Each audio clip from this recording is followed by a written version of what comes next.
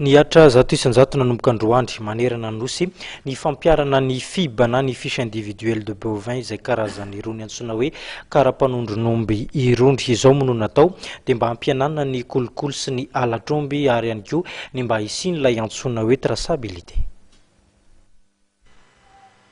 Manomboka androany 14 aogositra dia ny fiche individuelle de bovin io ihany no taratasy famantarana ny omby manan-kery mba hialana amin'ireo osika sy kolokolo samihafa. Fantatra fa 2,4 carnet no ilaina isa-taona ary 9 isam-bolana no vitany eo anivon'ny imprimerie nationale.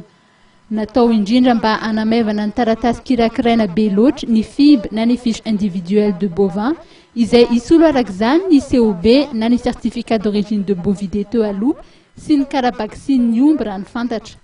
Marihana fa misy ny hologramme ary ty afaka anaovana osika ity taratasin'omby ity.